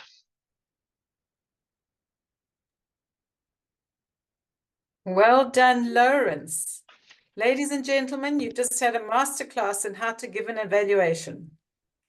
And Dr. Cheryl Wood, thank you very much for giving us this opportunity to listen to your speech and then hearing the evaluation from Lawrence, who is our evaluator of note. Thank you. I'd now like to ask JP, who's been very busy tonight and very efficient. Thank you very much. Can you give us your timekeepers for the evaluators, please? Thank you, Libby. Starting off with Alex, well done. You came in at 1 minute 29 seconds. Tabang, 2 minutes on the dot. Well done. And the Master Lawrence evaluated with a amazing 6 minutes 44 seconds of thoughtful feedback that hopefully gets you to where you need to be. Sure. Thank you. Thank you very much, JP. And now I'd like to ask Helande, who's also been very busy tonight, to give us his report on the R counter. Thank you. Thank you, Madam Toastmaster. Well, I'm back with my report. First of all, a big round of applause for all of Toastmasters that they made use of no filler words today. Big applause for them. I will mention some of them: Chantel, Justine, Claudio, Sikaibo, Aishi, Charlotte, John, Gabriel, Libby, Alex, Cheryl. Well, the big majority. So the ones here, the filler words used today's meeting. First one is Alex, 2 souls. Winston, 6 souls, and repeats with you know. Tabang, 4 arms. Catherine, 4 arms and repeats with and. And Andrea with 5 arms. That's all, Madam Toastmaster. Thank you. Thank you, Helande. Well done. I'd now like to ask Michaela, who's our grammarian, to give our grammarian report. Thank you so much, Libby. Yeah, I've also been busy tonight. You definitely are giving me food for thought. Thank you for using the catalyst word of the day. Libby, we had 1, Alex 1, Winston 2, and Catherine 1. Apologies if I missed any, but to just quote on some of the things that I picked up this evening, which was really interesting. When Winston, well done on your first speech. Icebreaker's done, congratulations. And I love how you said secured a position rather than just getting a job. It's always nice to be a bit more descriptive, and there's a stronger use of language. You, because of the title of your speech, you obviously said feel the fear, feeling the fear, and then it was just great spoonerisms that you just kept going. And either way you put it, it made sense. So at the end you said feel the fear, which I thought was really cool. And then you ended up your speech and you said, let's take a trip to South Africa. And I just imagined the boat going all the way down. So that's probably not how the geography goes, but in my head at that point it did. Then we had Catherine. I gravitate to anything French. Oui, me too. Then Serious Soul. And then in comparison, you said Wild Free Child, which was pretty cool because you normally get Wild Child or Free Child, and you said Wild Free Child. So I think we would have been friends if you were back in my age. Then like I said, I must look into Michaela, the fox lady. She seems interesting. And how you said slinty eyes when describing the fox when they giggle. I thought that was lovely. And the names for the foxes, it just gives me very Beatrix Potter vibes. And laughs on life's terms. I like that. A nice belly laugh is always great. Then Libby, you said Catherine spoke, you said taking us on a colorful journey, which was well suited for everything that you spoke about, of bringing the inner child. Then to our guest speaker, wow, amazing. I loved your use of camera. It was really cool to see because that is something that I need to work on. So thank you for sharing your speech and again, being so vulnerable. Your use of analogy was amazing from the get-go. I love an analogy, and you just kept throwing metaphors in and out, which really, I think, kept the audience quite connected. Where you huffed and you puffed and you really got that out, and yeah, it was really well done. And the pep in your step, and lovely upbeat touch. And then how you had emotional heavy brick, and you went through your speech of disappointment, then brick of anger, then resentment, and then forgiveness, which I really enjoyed because I felt your tone then, as you said, each brick layering off, your tone changed. It was interesting how you said it was quite a descriptive image of father's life hanging in balance, but in conjunction you said he was connected and hooked up to wires. So to see how that balance, and he was hooked in wires, and then you forgave him and he was like free, and you were free too, which is really quite emotive to see. Then Claire, your attitude changed towards his nature and the nature of the world. At the end of this meeting, I'd love to hear what that quote was, because that was something that resonated and sounds really cool. Helanda, you were the catalyst for the table topic, so well done. Then we had Winston, listen to your heart, and then you also paused and be quiet, which is really cool because normally you say be quiet and then listen to your heart. So it was nice that you did it in reverse.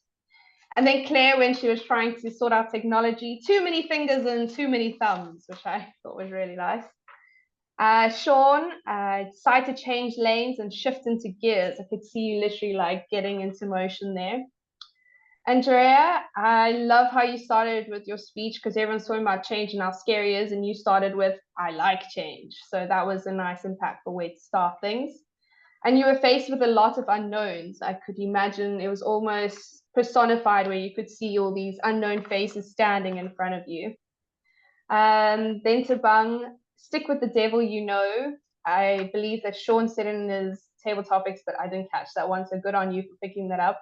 And throwing a quote in, that is very, very clever. Well done. And Gabrielle, I love you. Push the bucket to John. That was brilliant. And well done, John, and welcome back. It's nice to see you. I loved how you ended the table topics, and I lived happily ever after that. And that was a perfect ending, especially that we started with the catalyst, and then you just looped everything back up.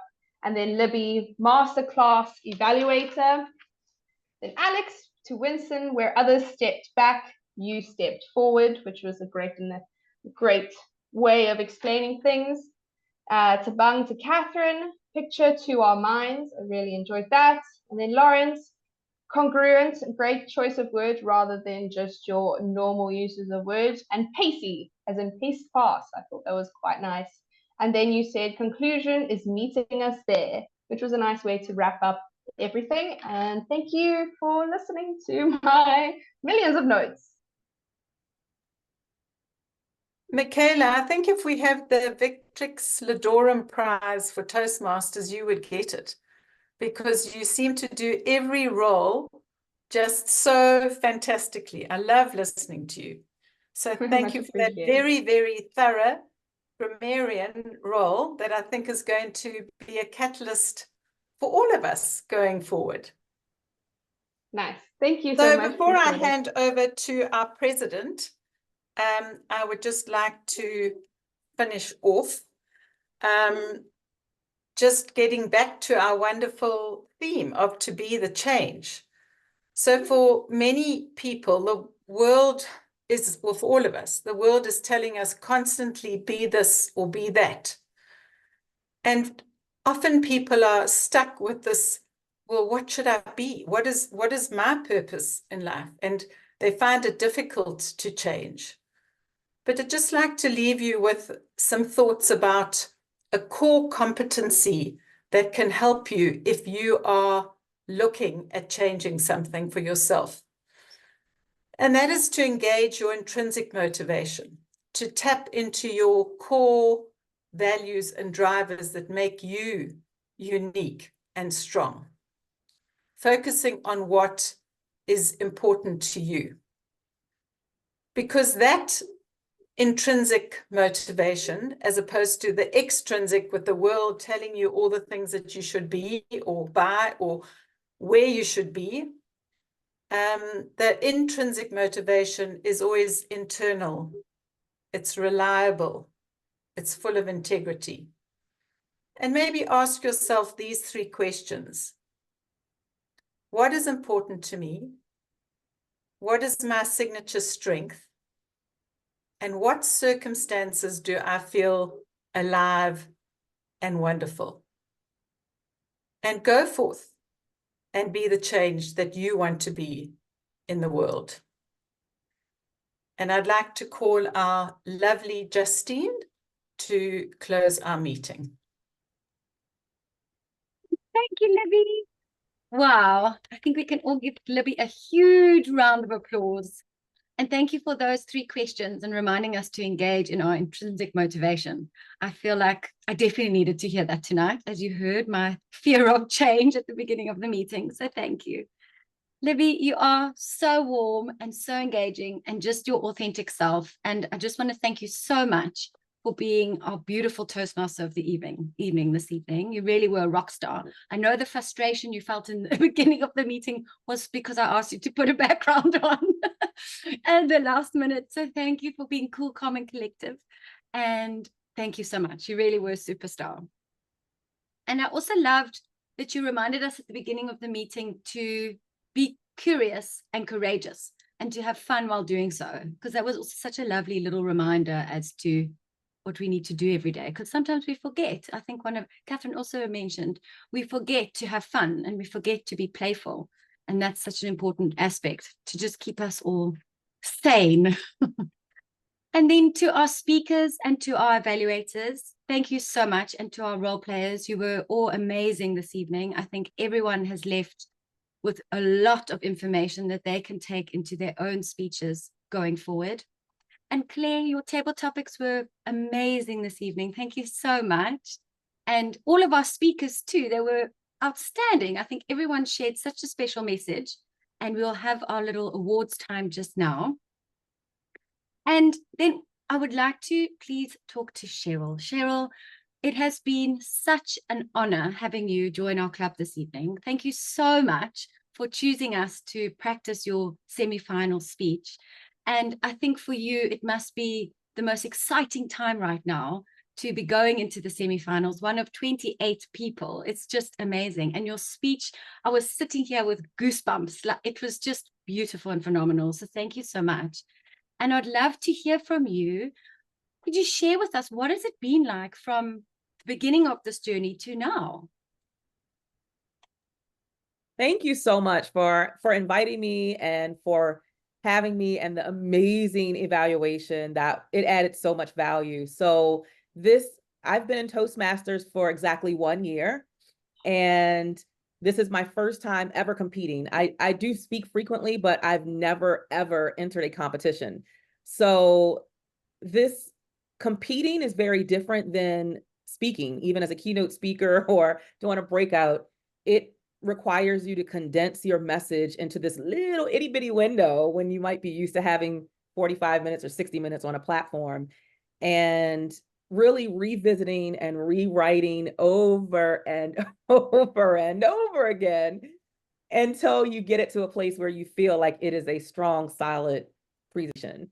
And so it has tested me in a way as a speaker that I feel I've never been tested before, which is beautiful because I love learning and growing. And that's why I'm so grateful for just the honest, open, straight to it feedback that I got today, because that's going to help me to improve and hopefully improve my chances of going to the finals. So it is nerve-wracking. It's exciting. It's all these different emotions. You feel like you're on a roller coaster of emotions. But I think more than anything, I'm honored to have gotten this far in the competition, to be one of 28 going to the semifinals. So just cheer for me, you guys, and thank you for your feedback. I'm going to implement everything I heard here today. And so hopefully we'll come back, who only knows, I might come back with a win, and I'll be able to come back and share that with you. So thank you, thank you, thank you. This was invaluable to me. Oh, amazing, Cheryl. Thank you. That is so exciting. And 1 year in Toastmasters. Wow, that's amazing. Sure. And you're right, the contest speeches are just so different to how you would be speaking on a stage. But we're rooting for you. We are here in the background going whoop, whoop. And please do keep us posted on how it all goes. And yeah, all the very best going forward. We will be holding all our fingers and thumbs for you. And thank you again for being with us. It's really been so special. And now, as we are speaking about change as our theme this evening, and we've heard a lot about change and how everyone's embracing change, and that's so amazing, I wanted to share with you what our EXCO have been discussing in the background. And as we embrace and go on to this new Toastmasters year, the EXCO, we've been toying with this idea for a while, and it might not come to a shock to many of you, but we've been toying with this idea for a while to go from 2 meetings a month, where one is hybrid and one is online, to do just 1 meeting in a month, and it will be a hybrid meeting, but a really strong, authentic, engaging, I think of all those kinds of words that we can put in there. And then we get all the speeches into 1 meeting, all the role players into 1 meeting, and then it will just be 1 meeting a month, but being very mindful of our online members who are here only online. We want to ensure that they still have a really special experience, and wanting to be inclusive of all of our members. So online, in person. And so after much consideration, and like I said, we've been toying about this for quite some time, we have decided to do 1 meeting a month. So as of August, it will be our first hybrid meeting, and then we won't have any online meeting in the later weeks of August, and it will be just August, September, October, November, December, just 1 a month. And I think after observing a couple of other clubs that have been doing just in-person meetings or hybrid just once a month, we can see how we can work this to our advantage as a club, and to ensure that we are empowering everybody, each member, each one of you. And I think we also then need to really be mindful of our mentor program. Everyone that has joined Toastmasters has a mentor, or our ToastEd Club has a mentor, and we want to ensure that that's slightly stronger than what it currently is, to ensure that everyone is held and feels equipped to make speeches and to continue giving speeches as they move on through their pathways. And I think we also will be very mindful of having enough speeches in the evening because we want everyone to be able to get their speeches done. You know, we want to not hold anyone back. So if we say having 2 meetings currently, we usually have 2 to 3 speakers in each meeting where we'll have 6 or 7 speakers or however many speakers. It's limitless.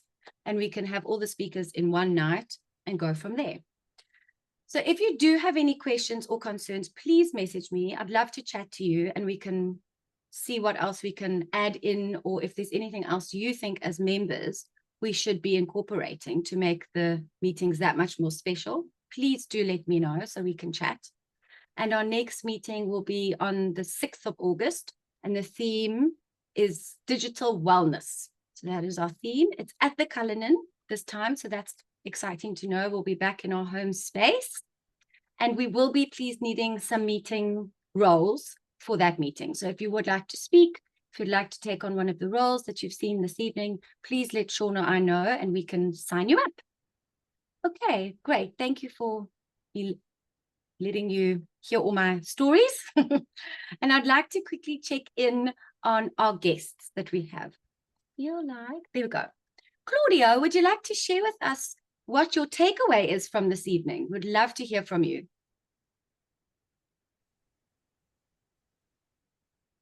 Yeah, fantastic evening. And I thought Lawrence Bowles' assessment was very short and not that much meat to it. No, I'm kidding. It was really, yeah, it was a thorough assessment. Also, Cheryl, I wish you all the best for your, Dr. Cheryl, for your engagement and flying the flag also. Now that we will also be rooting for you.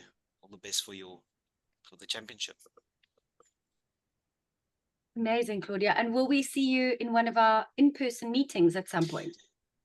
Yes, I am going to be going to a few other clubs around the Cape as well, and attending clubs just to see how it could fit in. But definitely, if I don't join the club, you will see me as a guest in the future. Amazing. We love having guests, so you're always welcome. Thank you so much for sharing. And Isha, how are you doing after this evening as our long-time guest? Doing all right, thanks, Christine. Quite enjoyed the evening. I think Claudia did give a very good summary of it. So quite a lot to take away from all the prepared speeches and obviously also the impromptu ones. And yeah, thank you for that. And all the best to you, Dr. Cheryl. Rooting for you. Enjoy your speech. Fabulous, thank you. We hope to see you in person too, Esha, maybe sometime, maybe in our August meeting. That'll be great. Thank you. Yes, I'll probably visit, yes. Okay, great. And then John, you've participated in Table Topics even this evening. Welcome back. It's like you never left. Thank you for having me. It was a lovely atmosphere as always. Oh, well, thank you for being with us. It's lovely to have you back. Do you think maybe when you go into winter, you'll join us again? Well, I penciled in the August meeting on my calendar already, so maybe we'll see you then. Okay, fabulous. Great. I actually like that once a month. All the meetings here are once a week, and that can be a lot. So once a month might work. Great. Thanks, John. Yeah, we're hoping that we'll be able to have a really full meeting, whereas instead of 2 bitty sort of meetings, even though this has been so fulfilling and so amazing, we'll have this on steroids, I suppose. Sure. Okay. Thank you so much, John. We loved having you here. Thank you. And now for the moment that everyone loves to wait for, it's our award time. And we just have 1 award this evening because we didn't have 4 speeches or 4 evaluations. So can we please all do a drum roll, please? And our Table Topics award goes to John. I mean, that is definitely a sign that you have to come back, John. Thank you. Congratulations, John. Thank you for sharing your story. We just stop Thank sharing. you. So as we get to the end of our evening, I think definitely tonight I have felt that a lot of our members have been embracing change. And it's so lovely to hear how some members love change and they, bring on the change, because as we said in the beginning of the meeting, it's all about the growth. And I'm learning from each and every one of you, because I'm not all about the change. I'm very happy to be in my little comfort zone. So I'm definitely learning from all of you, and I thank you for teaching me that. And I'm sure after this meeting, we're all going to continue to embrace the change that comes our way. So I thank you all for a wonderful, wonderful evening. And I look forward to seeing you all on the 6th of August at our home, the Cullinan. And I'm sure it is going to be an outstanding meeting. I hope all of you can be there so we can be in person, because it has been some time. We last were in person in June when we were in the Newlands venue. Yeah, so it's been a while. So it'll be great to see everyone in August. Seems like ages away, but hopefully we can all be together then. So thank you so much. All be safe. Sending you lots of love.